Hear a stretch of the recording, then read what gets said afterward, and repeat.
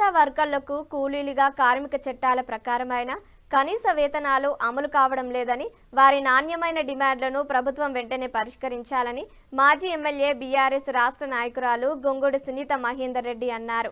యాదాద్రి భువనగిరి జిల్లా భువనగిరి కలెక్టర్ కార్యాలయం ముందు శుక్రవారం ఆశా వర్కర్ల నిరసన ఆందోళన కార్యక్రమానికి ముఖ్య అతిథిగా పాల్గొని ప్రసంగించారు. బీఆర్టీయూ ఆధ్వర్యంలో జరిగిన కార్యక్రమంలో ప్రతి నెల మొదటి తేదీన జీతాలు ఇవ్వాలని, ఉద్యోగ భద్రత కల్పిస్తూ 18,000 ఫిక్స్డ్ వేతనం, అర్హత కలిగిన ఆశలకు ఏఎన్ఎం, జీఎన్ఎంగా పదోన్నతి కల్పిస్తూ పనిభారం తగ్గించాలని డిమాండ్లతో ప్రదర్శన నిర్వహించారు. బతుకమ్మ ఆడుతూ మిట్ట మధ్యాహ్నం ఎండలో ప్రభుత్వానికి వ్యతిరేకంగా పెద్దపెట్టున నినాదాలు చేశారు. రాష్ట్ర వ్యాప్తంగా జరుగుతున్న కార్యక్రమంలో భాగంగా ధర్నా చేపడుతున్నట్లు తెలిపారు.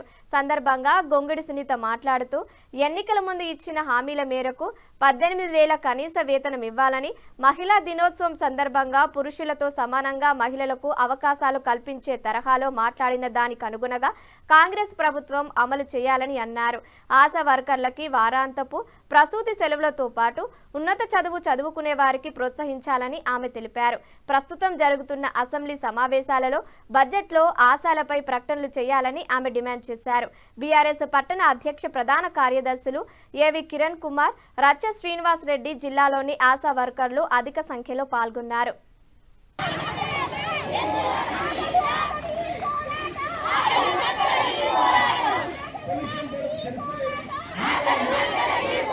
ఇక్కడ కలెక్టరేట్ ఆవరణలో జిల్లా వ్యాప్తంగా ఉన్న ఆశాలందరము ఇక్కడికి రావడానికి ముఖ్య కారణం ఏంటి అంటే, మా ప్రభుత్వ పథకాలు వర్తించాలి అంటే మీకు ఉద్యోగస్తులు అంటారు. మమ్మల్ని ఉద్యోగస్తులుగానైనా గుర్తించండి, లేదంటే స్కీమ్లలో మమ్మల్ని భాగస్వాములు చేయండి. మా వైపు నుంచి మేము అడిగే ప్రతి డిమాండు న్యాయమైన డిమాండు. మేము ప్రజల ఆరోగ్యం కోసం అనునిత్యం పనిచేస్తున్నాము, కానీ మేము అనారోగ్యం బారిన పడితే మేము చూయించుకోలేక అవస్థలు పడుతూ చనిపోతుంటే చావు చేయడానికి కూడా డబ్బులు లేకపోతే మేము ఆశా వర్కర్లను చేసుకొని వాళ్ళకి సహాయం అందిస్తున్నాము. కాబట్టి ఖచ్చితంగా మాకు హెల్త్ కార్డు, హెల్త్ ఇన్సూరెన్స్ 50 లక్షల హెల్త్ ఇన్సూరెన్స్ ఇవ్వాలని చెప్పేసి మేము మా వైపు నుంచి డిమాండ్ చేస్తున్నాము. ఖచ్చితంగా అసెంబ్లీ సమావేశాలలో మా గురించి చర్చ పెట్టాలి.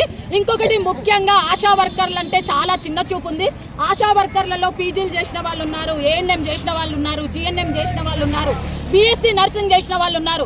అందరి ఉద్యోగస్తులకు ఎలాగైతే ప్రమోషన్ సౌకర్యం కల్పిస్తారో మాకు అలాగే కల్పించాలని చెప్పి మేము ప్రధాన డిమాండ్గా మనం కోరుకుంటున్నాము. ఈ అసెంబ్లీ సమావేశాలలో ఖచ్చితంగా మా వైపు నుంచి మేము అడిగే న్యాయమైన డిమాండ్లు ఏవైతే ఉన్నాయో వాటి గురించి చర్చ జరపని ఎడల మేము నిరవధిక సమ్మెకు దిగుతామని చెప్పేసి మేము మీడియా మిత్రులకు ఈరోజు తెలియజేస్తున్నాం. మరి ఈరోజు యాదాద్రి భువనగిరి జిల్లాలో ఉన్న 600 పైచిలకు ఆశా వర్కర్లంతా కూడా మరి జిల్లా కలెక్టరేట్ ముందు ధర్నా నిర్వహించడం జరుగుతూ ఉంది. వారి న్యాయమైన కోరికలు ప్రభుత్వం తీర్చాలనే డిమాండ్తో ఈరోజు ధర్నా నిర్వహిస్తూ ఉన్నారు. గతంలో కేసీఆర్ గారి పాలనలో మరి వారు యాక్చువల్గా జాతీయ పథకం కింద ఆశా వర్కర్లుగా నియమితులైనప్పటికీ ఆ రోజు ఒక కేసుకు ఇంత అని ఒక కమిషన్ లాగా పనిచేసే వాళ్ళు, వాళ్ళ సర్వీసెస్ బాగున్నాయి, వాళ్ళ సేవా కార్యక్రమాలు బాగున్నాయి అని చెప్పి తొలి ముఖ్యమంత్రి కేసీఆర్ గారు, తెలంగాణ రాష్ట్ర తొలి ముఖ్యమంత్రి కేసీఆర్ గారు వారికి గౌరవ వేతనం ఇవ్వడం ప్రారంభించారు.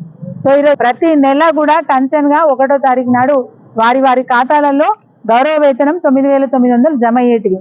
కానీ ఇప్పుడు ఈ ప్రభుత్వం వచ్చిన తర్వాత 1వ తారీఖు కాదు కదా, వాళ్ళకు తోచినప్పుడు ఇస్తున్నారు. 2 నెలల బకాయిలు కూడా ఈ ప్రభుత్వం ఉన్నది. మరి వీళ్ళు గట్టిగా మాట్లాడితేనే ఒక నెల రాబట్టుకోగలిగినారు. భవిష్యత్తులో కూడా ఇట్లాంటి కష్టాలు రావద్దు, వాళ్ళకు వచ్చే మినిమం వేజెస్ కూడా కాదు. ఈరోజు చెప్పాలంటే మరి లేబర్ చట్టాల ప్రకారం చూసుకుంటే, కార్మిక చట్టాల ప్రకారం చూసుకుంటే వాళ్ళకు వచ్చేది కనీస వేతనం కూడా కాదు, గౌరవ వేతనాన్ని కూడా మరి ఇవ్వలేని ప్రభుత్వాలు ఉంటే ఆశా వర్కర్లు గ్రౌండ్ లెవెల్లో పనిచేయడం చాలా కష్టమవుతుంది. వీరు చేసిన సేవ మరి మగవాళ్ళు కూడా చేయలేరు. అంత కష్టపడి ఆడవాళ్ళు మాత్రమే చేయగలిగిన సేవ ఆశా వర్కర్లు చేస్తున్న సేవ. మరి ఆడవాళ్ళకి ఎన్నో కష్టాలు ఉంటాయని చెప్పి పెద్ద వేదికల మీద ప్రసంగాలు మాట్లాడే ముఖ్యమంత్రి గారు కానీ వారి మంత్రులు కానీ ఆలోచించాల్సిన అవసరం ఉన్నది. ఎందుకంటే ఆశా వర్కర్లు మహిళలుగా వాళ్ళ కుటుంబాన్ని విడిచిపెట్టి వచ్చి మరి ఊర్లో ఉన్న కుటుంబాలు, ఊర్లో ఉన్న మహిళల పోషణ, వాళ్ళకు సంబంధించిన ఆరోగ్య స్థితిగతుల గురించి మరి భవిష్యత్తు తరాలు ఎవరైతే పిల్లలు పుట్టబోతా ఉన్నారో కడుపులో పడ్డ పిండం దగ్గర నుంచి మొదలు పెట్టుకుంటే వాళ్ళు డెలివరీ అయ్యేంత వరకు బాధ్యత ఆశా వర్కర్లు తీసుకుంటా ఉన్నారు. కాబట్టి మరి ఆశా వర్కర్ల బాధ్యత ప్రభుత్వం తీసుకోవాల్సిన అవసరం ఉన్నది. గౌరవ వేతనం మీరు ఇస్తున్న 9,900 అయినా కన్సర్న్ గా ప్రతి నెల 1వ తారీఖు నాడు వేయాలని చెప్పి వాళ్ళు డిమాండ్ చేస్తా ఉన్నారు.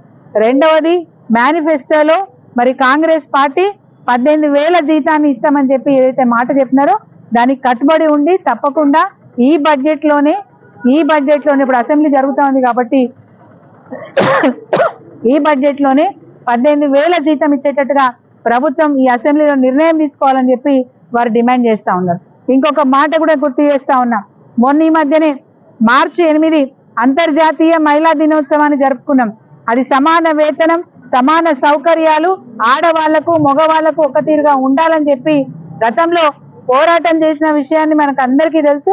అందుకే అంతర్జాతీయంగా ప్రపంచ వ్యాప్తంగా మహిళా దినోత్సవాన్ని జరుపుకుంటున్నాం, ప్రసంగాలు ఇస్తున్నాం. కానీ మన మధ్యలో